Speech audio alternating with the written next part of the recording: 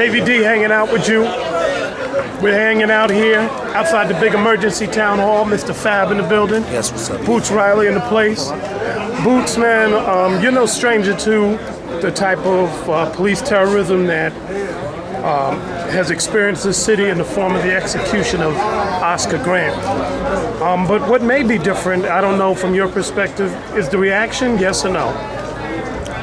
You mean the overwhelming reaction against it?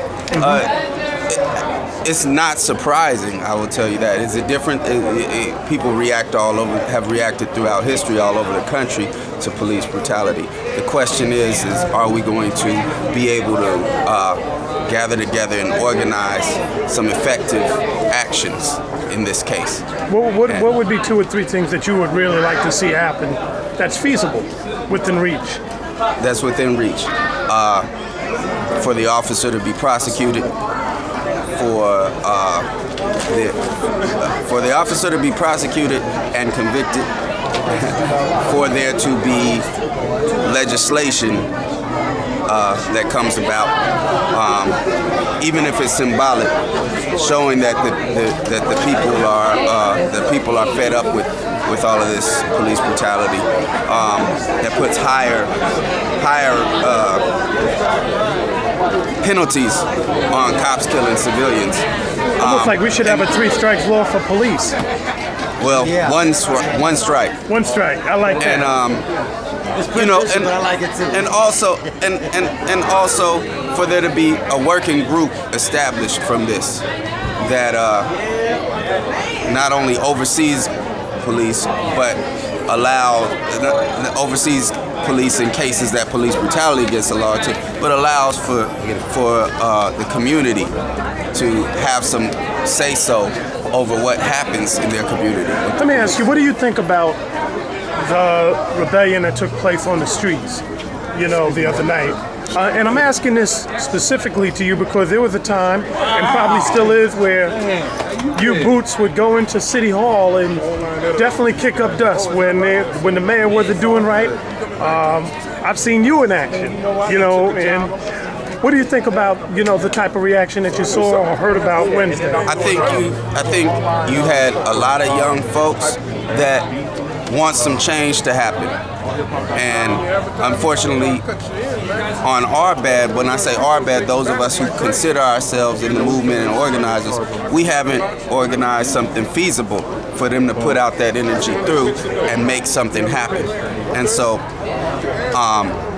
people will, bust a window or light a trash can on fire, and it's because we're not organized, and it's because me and you, Davey Lee, didn't do the groundwork to be ready for this sort of thing. That's real talk right there. So what do you think the next steps would be now for that? I mean, what would you say in terms of organizing? Well, that's something that's being decided right now. Okay. I think that, and I'm going to steal this man's idea right here. There's unions that could be called to task right now. Okay. There's the ILWU, which controls the Port of Oakland. Controls the Port of Oakland, and a lot of those folks are black folks. E-Rock, that used to be in the Coup, is an ILWU member. Hassani, that used to be down with Too Short, is an ILWU member, and they're up in the union. There's a lot of white, black, and brown folks up in there, and that's the big money for the city. They've shut it down for Mumia before. $1 billion gets lost, they shut it down for a day. That's one thing that could happen. Another thing that could happen is the DA can be forced to prosecute these folks. And he needs to be recalled. I didn't know the history of the district attorney was that he was prosecuting Panthers back in the day. So I didn't know that too. Told me that, Emory Douglass explained that to me. So right now we are still down here marching in the streets. We're still talking with Emory Douglass. As we're talking about the as we are talking about the Oscar Grant case, one of the big contention points has been that of the district attorney, Tom Orloff. We just know him as somebody who hasn't brought charges against the police We don't understand why he didn't do it. And you were shedding some information that we need to know that his roots go all the way back to the Panthers. Oh yes, he was one of the. He was working with the prosecutors then in Oakland, California. As Tom one of Orloff those, to prosecute the Black Panthers. Yeah, prosecute the Black Panthers. Oh yeah, on Huey Newton's case and other Panther cases that came up. He wasn't the man. He was like an assistant, something like that during that time. He wasn't the primary prosecutor during that period. Right. Yeah. But now you said who was the prosecutor at that time? I believe Ed Meese was there also. Really? Yes. Wow. So you're not surprised at his behavior? Reagan, yeah. Ed Meese and Lowell Jensen, who became a federal judge, I believe. So when Kanye West says in his song, you know, here's the Black Panthers, and he said Ronald Reagan had an answer, that's what he's talking about? Yes, absolutely, yes. Wow. Yeah, because Ronald Reagan was on the state capitals when we went to Sacramento. Okay. In 1967, on May Day, we call it, because it was May 2nd. And he was there on the state capitol holding a press conference, 10 feet away from us.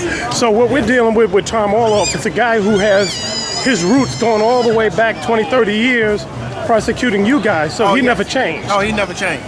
Much as things change, they stay the same.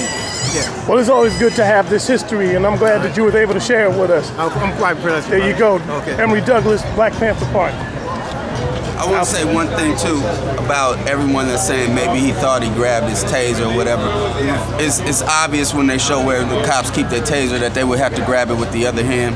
The other thing is this: is that he stood back, pulled out his weapon, and pointed at him. At that point, that's the problem. It doesn't matter whether he pulled the trigger by accident or not.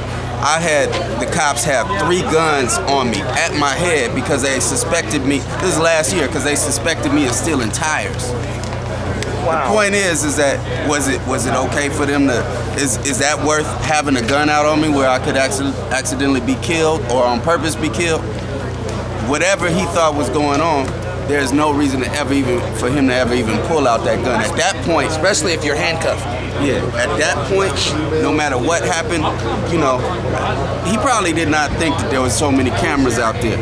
They actually took all the cameras, but they didn't catch the ones on the train. Exactly, and so that's the point. It's not a question of whether he thought it was a taser. He would have had to use the other hand, and it doesn't matter whether he accidentally pulled the trigger or not.